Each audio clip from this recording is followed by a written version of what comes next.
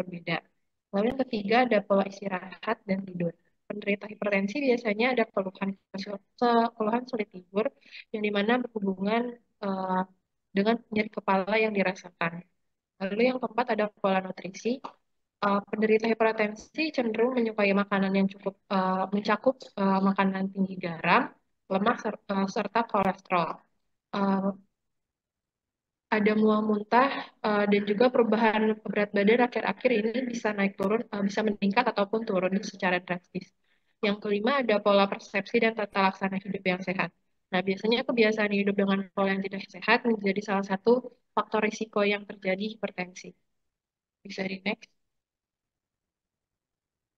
Selanjutnya ada psikologis. Yang pertama riwayat psikososial, di mana ada rasa resah serta cemas serta ada merupakan kondisi psikologis yang terjadi pada penderita dan keluarga. Yang kedua ada hubungan sosial, di mana mencakup hubungan dengan kelompok dan keluarga terkait bagaimana hubungan dalam berkomunikasi, bertukar pendapat dan juga berdiskusi. Lalu yang ketiga ada spiritual. Nah, kemampuan pasien dalam menjalankan ibadah yang masih bisa dilakukan selama pasien ini sakit, dan juga ada konsep tentang Tuhan dan ketuhanan, sumber harapan dan kekuatan. Next. Selanjutnya ada pengkajian keperawatan yang pemeriksaan secara fisik. Yang pertama ada keadaan umum, meliputi tingkat kesadaran dan GCS. Yang kedua, tanda-tanda vital, di mana meliputi tekanan darah, nadi, suhu, pernapasan. Biasanya pada penderita hipertensi ini terjadinya tekanan darah yang tinggi.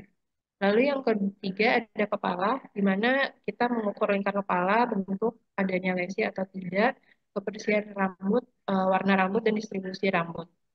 Yang keempat ada pengkajian fisik secara dari mata, di mana inspeksi bentuk mata, adanya gangguan penglihatan, konjungtiva anemis atau tidak, penggunaan kacamata atau lensa kontak, dan respon terhadap cahaya. Yang kelima ada telinga, inspeksi simetrisan bentuk, kelainan, keluhan terkait pendengaran, palpasi, tidak mengalami nyeri. Yang keenam adanya hidung, inspeksi kesimetrisan bentuk, warna, dan juga ada sekret atau tidak.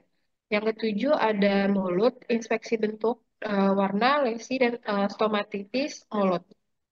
Yang kedelapan ada leher, di mana inspeksi bentuk simetris ada atau tidak, terdapat benjolan, palpasi adanya kekakuan di bagian belakang. Biasanya penderita hipertensi teraba jelas ada karotis jugularis dan distensi vena jugularis. Yang kesembilan ada dada, yang yang dada ini ada inspeksinya itu secara ada inspeksi, ada palpasi, perkusi. Nah, biasanya pada penderita hipertensi terjadi penggunaan otot bantu nafas, bunyi nafas tambahan, dan dispena yang berkaitan dari aktivitas atau kerja. Bisa di next. Ya, pada jantung biasanya pada penderita hipertensi mungkin terjadi perubahan irama jantung. Lalu pada abdomen bisa kita inspeksi bentuk abdomen ada massa atau tidak. Kita mendengarkan juga bising usus dan peristaltik usus, palpasi ada atau tidak nyeri tekan dan perkusi. Lalu yang ke-12 ada genitalia, yang ke-13 ada muskuloskeletal. Nah, biasanya pada penderita hipertensi mungkin dapat terjadi penurunan kekuatan menggenggam dan gangguan cara berjalan. Lalu yang ke-14 ada integumen. Biasanya pada penderita hipertensi dapat terjadi kulit pucat, sianosis, dan pengisian kapiler mungkin lambat atau tertunda. Yang ke-15 ada neurologis, di mana biasanya pada penderita hipertensi memiliki keluhan pusing, sakit kepala, dan gangguan penglihatan. Next. Nah, selanjutnya teman-teman di sini ada pengkajian eh, status fungsional bisa disebut Bartel Index, di mana mengukur kemandirian lansia. Yang kita nilai itu cara lansia makan, mandi dibantu apa tidak, perawatan diri, berpakaian, buang air kecil, bisa di next. Ada buang air besar, penggunaan toilet, transfer, mobilitas, naik turun tangga. Nah, nanti kita jumlahkan kita bisa tahu keterangan penilaiannya ini mandiri, ketergantungan total, ketergantungan berat, atau ketergantungan sedang. Ada juga ketergantungan ringan. Next. Selanjutnya untuk kajian politik pada lansia kita mengkaji status kognitif. Yang dipakai di sini adalah pengkajian MMSE yang mana kepanjangannya adalah Mini Mental State System. Mini Mental State System ini adalah mengkaji kognitif yang bisa digunakan pada lansia. Ada beberapa fungsi dalam kajian MMSE ini, yaitu ada konsistensi, bahasa, orientasi, ingatan, serta atensi. Selanjutnya, ada beberapa standar penilaian untuk pekajian satu kognitif ini. Bila dijumlahkan semuanya didapatkan skor 24 sampai 30 dikategorikan sebagai fungsi kognitif normal. Lalu bila penilaian skor 17 hingga 23 dikategorikan kemungkinan atau risiko gangguan kognitif. Lalu juga bila dijumlahkan didapatkan penilaian 0 hingga 11 mungkin kategori gangguan kognitif. Selanjutnya, ada pengkajian depresi. Pengkajian depresi pada lansia digunakan penilaian PDS, yaitu Geriatric Depression Scale. Nah, pada di sini lansia disuruh memilih jawaban ya atau tidak dengan perasaan yang paling tepat di akhir ini. Bila jawabannya sesuai dengan cetak tebal, itu maka diberi skor skornya 1. Lalu ada beberapa standar penilaian. Standar penilaian di sini bila jumlahkan 0 hingga sampai 4 itu kita kategorikan normal. 5 hingga 9 itu kemungkinan besar ada gangguan depresi. Lalu bila nilainya lebih dari 10 itu ada gangguan depresi. Selanjutnya, ada pengkajian risiko jatuh. Pengkajian North Scale ini adalah metode cepat dan sederhana untuk menilai kemungkinan jatuh pada lansia dan banyak digunakan dalam perawatan rumah sakit dan pelayanan jangka panjang. Ini ada kategori penilaiannya, yaitu misalkan 0 hingga 24 itu tidak berisiko, 25 hingga 50 berisiko rendah, dan lebih dari 51 itu berisiko tinggi.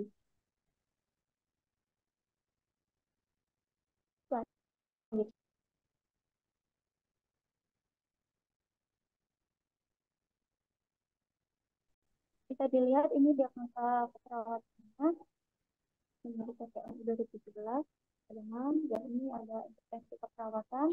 Kita lihat ya di SPKI, di SLKI, dan di CT. Ini yang kedua. Berikutnya.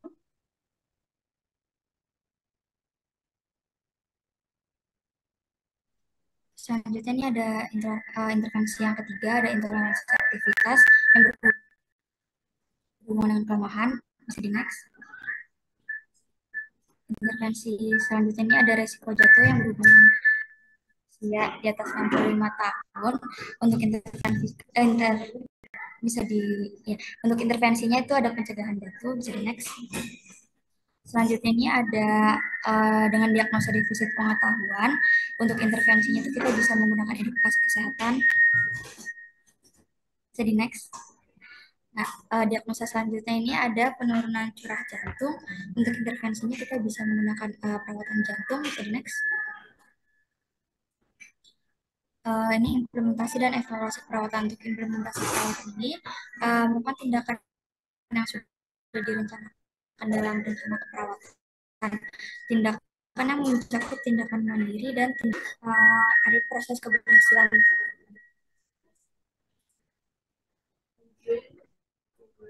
Halo, halo, halo. Ya, Ibu. Oke, saya cut ya. Mungkin kasusnya di-cut saja. Ya, ini akan lebih baik nanti dibahas pada saat praktikum, ya. Karena ini juga kan mengambil dari data orang lain. Yang paling penting sekarang konsepnya dimulai dengan tadi pengkajian sampai dengan diagnosa keperawatan, ya. Sama tadi saudara sudah mengemukakan intervensi perencanaan. Sebelum kasus ini ada apa tadi? Ada planning. Rencana-rencana tindakan ada? Ada Ibu. Coba ke slide sebelumnya. Ke slide sebelumnya. Ah, langsung intervensi, nggak ada planning ya. Oke, cukup sampai dengan intervensi. Kasusnya di skip saja. Ya, nggak cukup waktunya nanti. Itu biasanya panjang. Hanya saya minta lihat diagnosa keperawatan hasil pengkajian di kasus fiktif. Apa yang Anda buat? Diagnosisnya.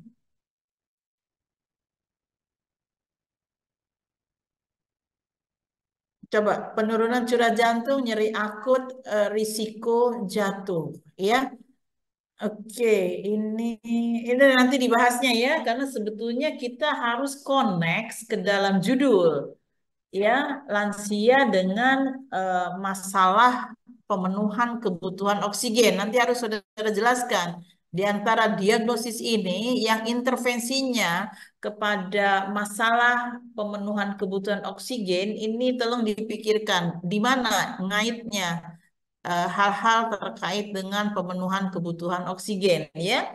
Judul besar dari perkuliahan ini adalah asuhan keperawatan lansia dengan gangguan pemenuhan kebutuhan oksigen. Jadi harusnya dikaitkan dengan judul besar ya. Mohon nanti dalam diskusi ini digali. Klien hipertensi ini di mana ada gangguan pemenuhan kebutuhan oksigennya dihubungkan dengan rumusan dari diagnosa keperawatan. Ya, saudara jangan lupa judul daripada perkuliahan ini terkait dengan gangguan pemenuhan kebutuhan oksigen. Ada sih saya lihat bisa mengaitkannya. Coba tolong analisis ya oleh kelompok 4A ini nanti di mana saudara akan mengatakan bahwa pada kondisi hipertensi bisa terjadi gangguan pemenuhan kebutuhan oksigen sesuai dengan judul besar dari topik pada pagi hari ini. Baik, terima kasih. Izin moderator saya coba mengkat ya karena waktunya tidak mungkin dan ini kasusnya kasus fiktif, ini lebih baik nanti dipelajari pada saat praktikum. Baik, terima kasih. Baik Ibu, terima kasih atas responnya. Kelas FKI boleh di-share screen.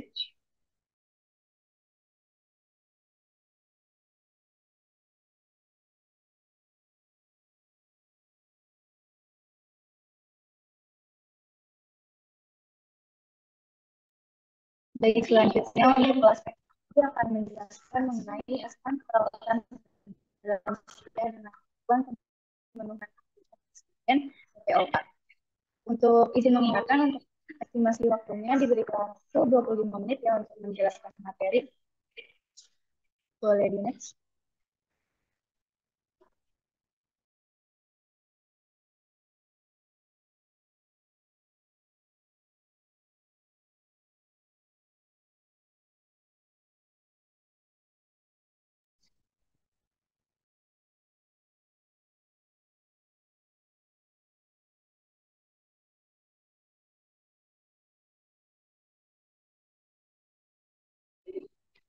Baik, untuk anggota kelompok ada Indrian Mit, Faisal Salmaweka, Zelda Silviana, Maula Karima Prihastuti, Muhammad Syati Akbar, Mala Saputri, Salwa Putri Afifa, dan juga Syifa Kartika Agustin. Kepada kelompok, saya persilahkan untuk menjelaskan materi ini.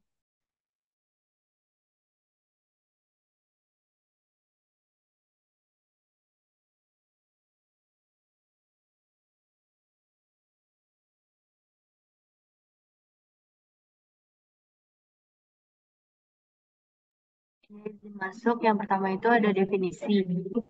Penyakit paru obstruktif kronik atau PPOK merupakan kumpulan gejala atau penyakit yang ditandai dengan gejala pernafasan kronis seperti dyspnea, batuk, produksi sputum, atau eksaserbasi yang disebabkan oleh kelainan saluran napas seperti bronkitis atau bronkiolitis atau alveoli yang disebut emfisema.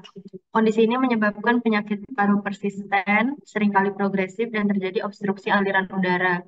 Sekelompok penyakit paru yang sering menyebabkan PPOK adalah bronkitis kronis, emfisema paru-paru, dan asma bronkial. Bisa dilanjut?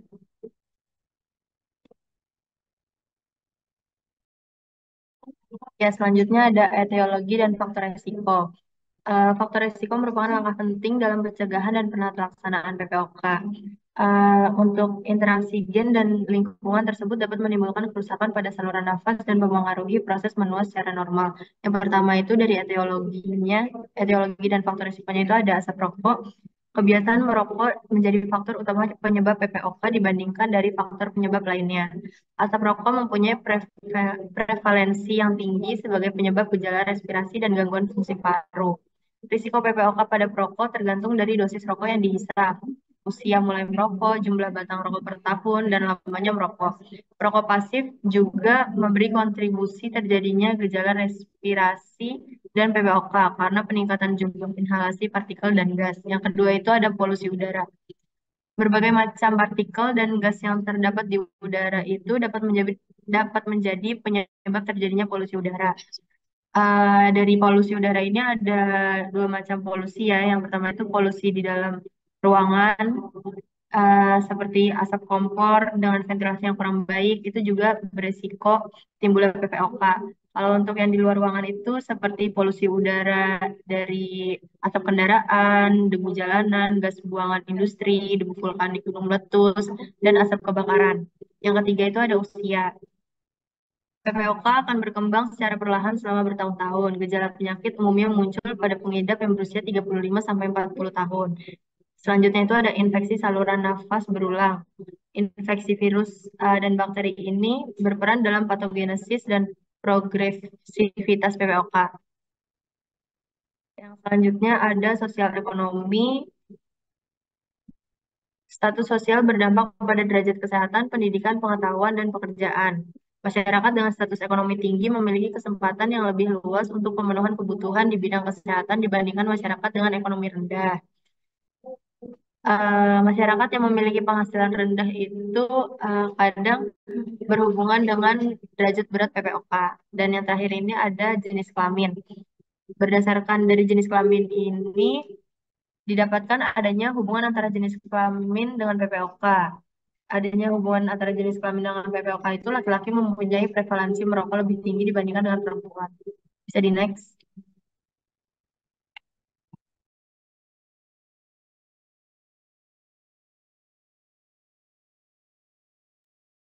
Oke, izin untuk melanjutkan.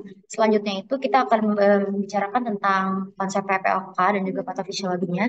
Jadi seperti yang kita tahu, PPOK itu merupakan penyakit obstruksi kronis pada saluran napas ya. Nah, kunci utama untuk memahami penyakit ini adalah mengingat dua hal. Pertama, pada PPOK terdapat kondisi terbatasnya airflow ataupun udara yang masuk ya, karena bronkial ataupun bronkial ini mengalami inflamasi kronis yang mengarah pada deformasi sehingga bronkial menjadi sempit dan produksi mukus meningkat gitu. Kemudian kondisi yang kedua yaitu ketidakmampuan untuk ekshalasi sepenuhnya akibat tadi adanya deformasi pada alveoli ataupun bronkus sehingga adanya kekurangan elastisitas. Sedangkan yang kita tahu kan manusia itu untuk mendapatkan oksigennya perlu ada yang namanya perfusi ya. Kalau misalkan elastisitasnya mengurang berarti perfusinya akan tidak berjalan dengan baik. Nah, untuk penyebab yang paling umum itu adalah iritan terhadap zat bahaya yang berulang. Nah, biasanya ini faktor resiko yang besarnya ini adalah bagi orang yang merokok. Tapi bagi orang yang non perokok juga dapat mengalami PPOK akibat tereksposnya terhadap polusi udara yang parah, kemudian menghirup kimia. Nah, biasanya kayak orang-orang pekerja yang ada di pabrik itu yang tidak memakai masker itu sangat beresiko tinggi mengalami PPOK. Nah, untuk PPOK sendiri ini memiliki dua tipe. Pertama ada bronkitis kronik dan juga emfisema. Nanti kita akan bahas satu persatu. Bisa tolong ditampilkan patofisiologinya?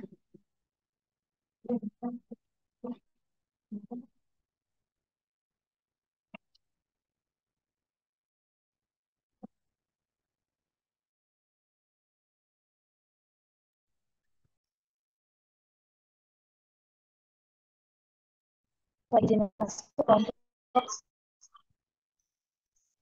sebenarnya dia tidak boleh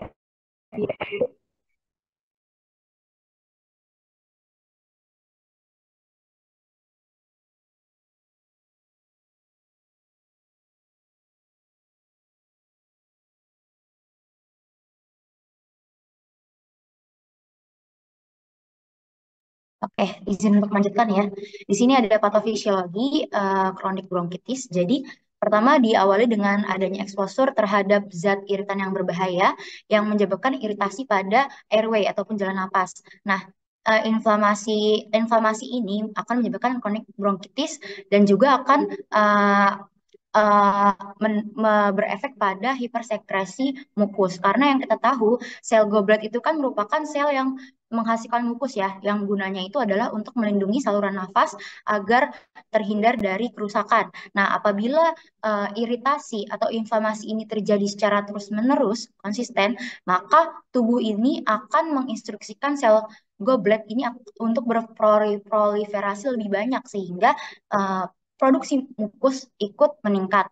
Nah, biasanya karena adanya produksi mukus ini, biasanya orang-orang dengan kronik bronkitis ini akan timbul tanda klinisnya seperti batuk yang produktif gitu. Kemudian selain hipersekresi mukus dari kronik bronkitis ini akan menstimulasi adanya proses fibrosi di mana fibroblast ini akan mensintesis kolagen sehingga di bagian saluran pernapasan ini yang tadinya elastis akan menebal karena akibat adanya proses pembuatan jaringan paru.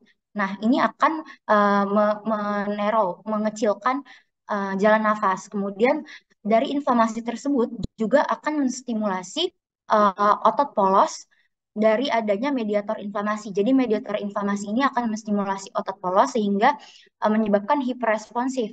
Nah, hiperresponsif ini akan menimbulkan bronkospasme yang mana apabila hipersekresi mukus, kemudian adanya jaringan parut dan juga bronkospasme yang terjadi pada jalur napas seperti bronkus ataupun bronkiolus ini akan semakin mengecilkan jalan untuk udara masuk.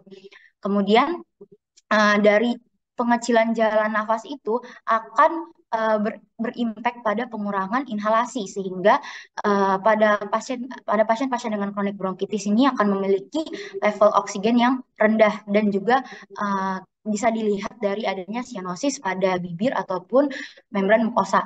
Kemudian juga pengurangan ekshalasi.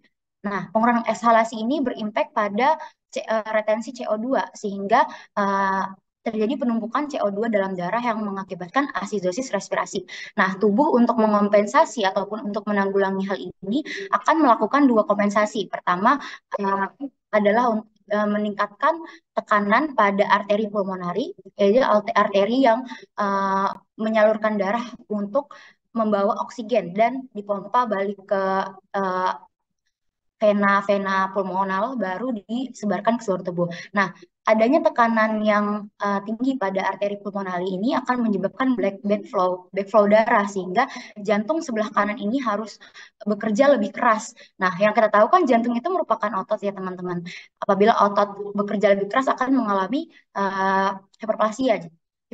Hiperplasia sehingga dari adanya chronic bronchitis ini dapat berujung ke komplikasi right heart failure atau gagal jantung bagian kanan. Nah, gagal jantung bagian kanan ini nanti akan memiliki kondisi klinisnya seperti edema pada abdomen, terus pada kaki, kemudian juga akan terlihat pada saat pemeriksaan fisik yaitu distensi vena jugularis.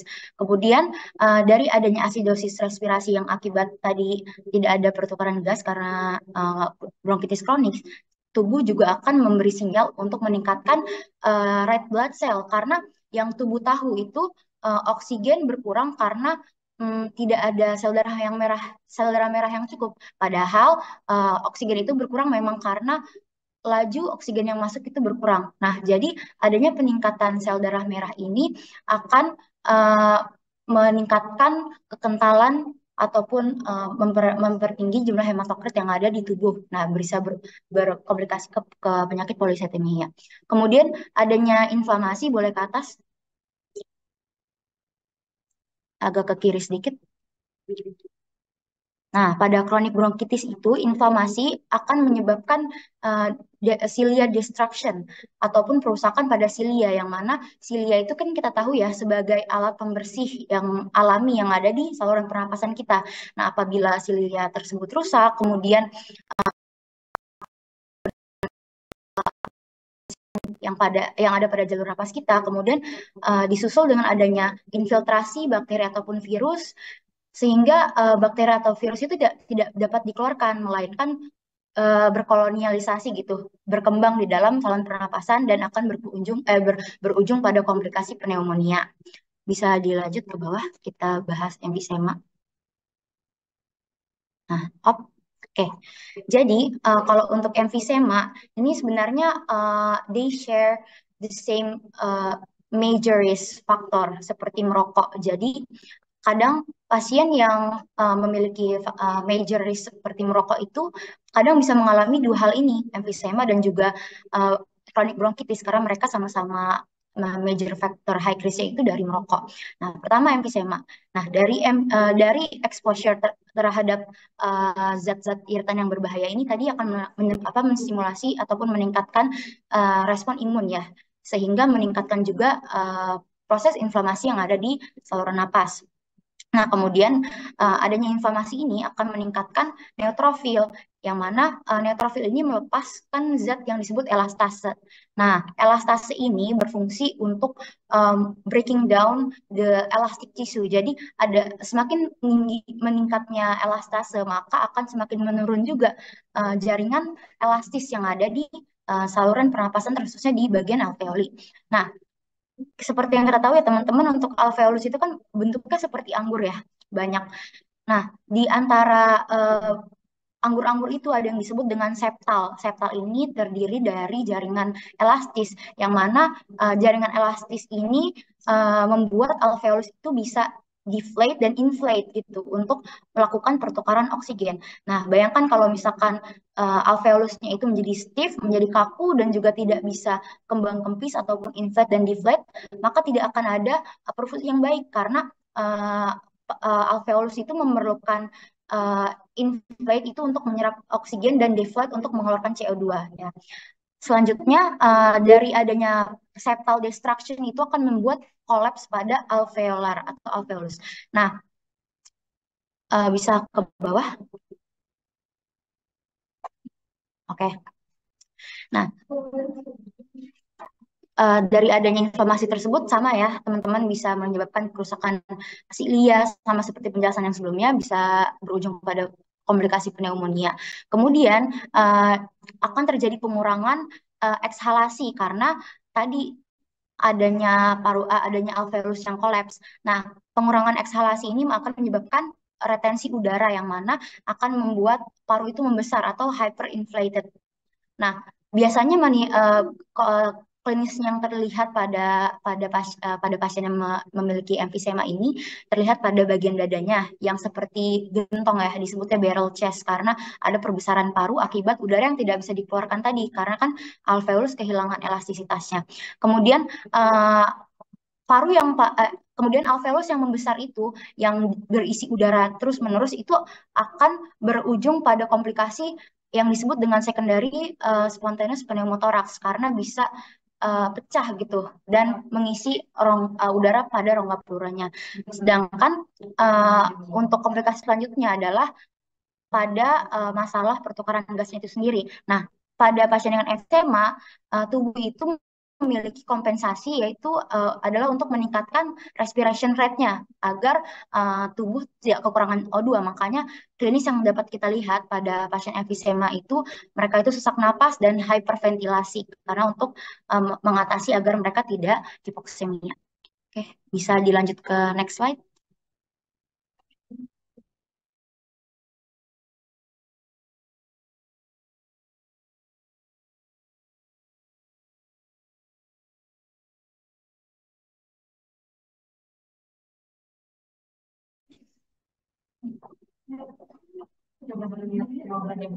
Okay, next. Alright, to sum up chronic bronchitis and emphysema, kita dapat simpulkan bahwa chronic bronchitis ini masalah utamanya adalah pada bronkus ataupun bronchiolus ya, yang mengalami inflamasi dan juga hipersekresi mukus.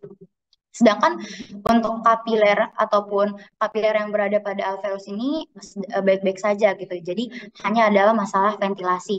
Nah, efeknya itu yang kita tahu seperti cyanosis, terus ada peningkatan volume paru, terus edema dan pulmonary hypertension. Edema dan pulmonary hypertension ini didapat akibat komplikasi yang tadi ya, gagal jantung sebelah kanan. Nah, untuk pasien yang kronik bronkitis ini bisa disebut dengan blue blooders. Blue-nya itu merujuk pada cyanosis, blooders-nya itu merujuk pada edema yang terjadi akibat komplikasi. Nah, selanjutnya emfisema. Emfisema ini masalah utamanya adalah kerusakan ataupun perubahan struktur pada kantung alveolar ya.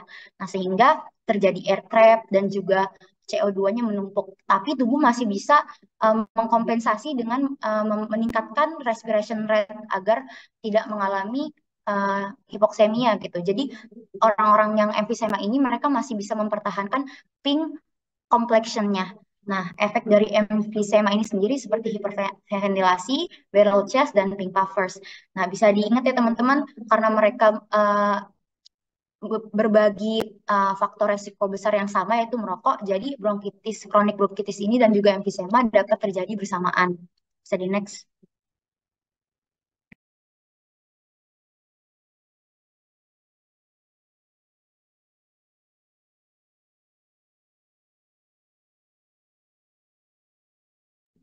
Ya, baik. Selanjutnya adalah manifestasi klinis dari bronkitis dan emfisema, bagian dari PPOK ya.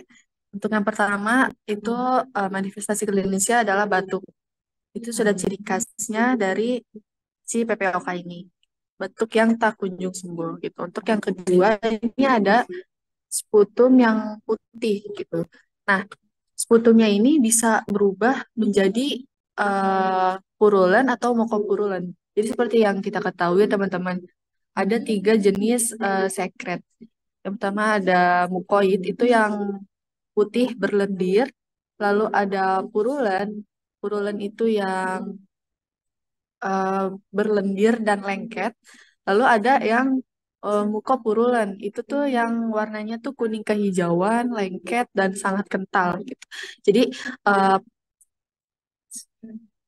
sputum tersebut bisa berubah menjadi purulen atau mukopurulen jika ada infeksi gitu. Lalu yang ketiga ada sesak napas hingga menggunakan otot bantu pernapasan. Next.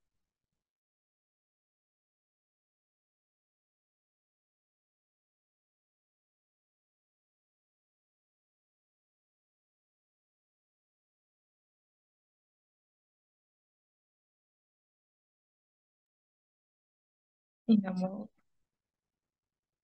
Ya, selanjutnya ada komplikasi. Selanjutnya ada komplikasi yang perlu teman-teman tahu ya. PPOK itu adalah penyakit paru inflamasi kronis yang disebabkan kerusakan jaringan dan keterbatasan aliran udara yang irreversible. Di sini ada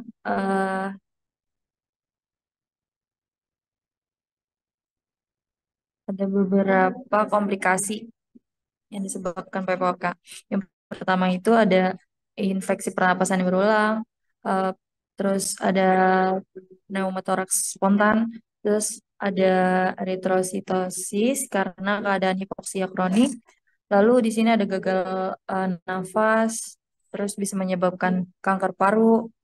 Lalu yang terakhir itu tekanan darah tinggi. Boleh di next.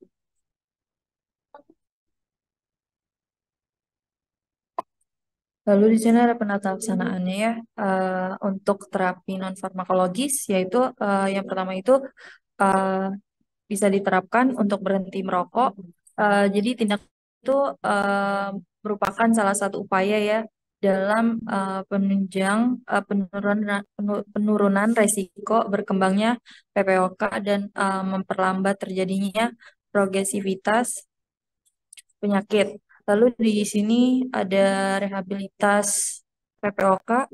Kita bisa melakukan aktivitas fisik seperti olahraga ringan, terus seperti jogging, jalan santai, terus juga bisa bersepeda di pagi hari dan sore hari. Lalu di sini ada terapi oksigen. Kita bisa terapi oksigen untuk mengurangi sesak napas, memperbaiki aktivitas, mengurangi hipertensi pulmonal, mengurangi vasokonstriksi, mengurangi hematokrit, memperbaiki fungsi neuropsikiatri, meningkatkan kualitas hidup. Lalu di sini ada pemberian nutrisi. Pemberian nutrisi ini harus diperhatikan juga ya. Kekurangan nutrisi juga merupakan risiko yang akan dihadapi oleh mayoritas pasien PPOK. Maka dianjurkan untuk yang penderita PPOK, maka dianjurkan pemberian nutrisi itu dengan komposisi seimbang, dengan porsi kecil dan waktu pemberian yang lebih sering. Lalu yang kelima itu pemberian vaksinasi. Pemberian vaksinasi bisa vaksin influenza.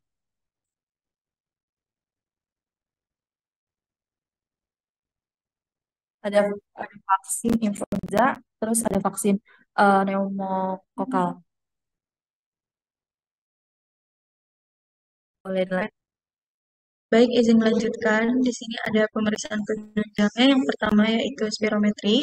Jadi di dalam PPOK ini, spirometri digunakan untuk menilai beratnya PPOK dan juga memantau perjalanan penyakit. Jadi pemeriksaan spirometri ini menilai jumlah udara yang dapat dihirup dan dihembuskan paru dalam satuan milimeter, serta arus udara paru dalam satuan milimeter per detik. Selanjutnya di sini ada derajat keparahan PPOK menurut FEV1-nya yaitu Force Expiratory Volume-nya. Menurut Global Initiative for Chronic Obstructive Lung Disease. Yang pertama, jika FEV1-nya lebih dari 80%, itu termasuk dalam PPOK ringan. Untuk FEV1 50 sampai 79 itu termasuk sedang, FEV1 30 sampai 49 itu berat, dan lebih dari 30 itu sangat berat. Boleh di next. Selanjutnya di sini ada pemeriksaan radiologis. Hasil pemeriksaan radiologis itu dapat ditemukan kelainan paru. Biasanya ada hiperinflasi, ada diafragma mendatar akibat adanya perbesaran paru, atau ada jantung pendulum atau ruang retrosternalnya melebar. Selanjutnya yaitu ada CT scan. CT scan itu lebih bermakna dilakukan pada PPOK yang memiliki emfisema sentrilobular. Yang ketiga yaitu ada pemeriksaan laboratorium. Pemeriksaan lab yang relevan untuk pemeriksaan PPOK itu biasanya pemeriksaan darah rutin dan juga darah lengkap untuk mengevaluasi bagaimana status hemoglobinnya, leukosit, dan juga trombositnya. Boleh.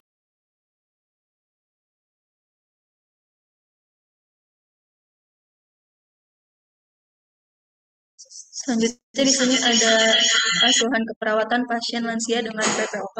Boleh di next.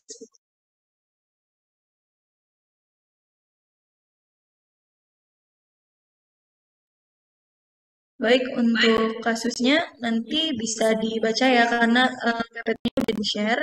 Kita lanjut ke diagnosanya. Boleh di next sampai diagnosa.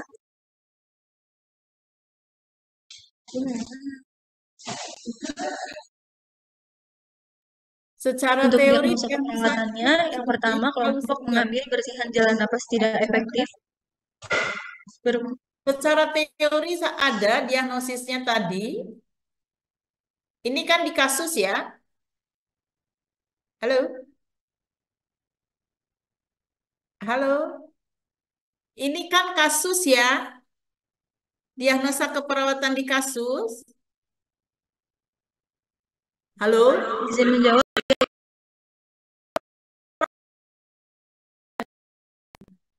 Setelah Anda mengatakan beberapa pemeriksaan penunjang. Coba lihat. Coba kembali ke slide atas.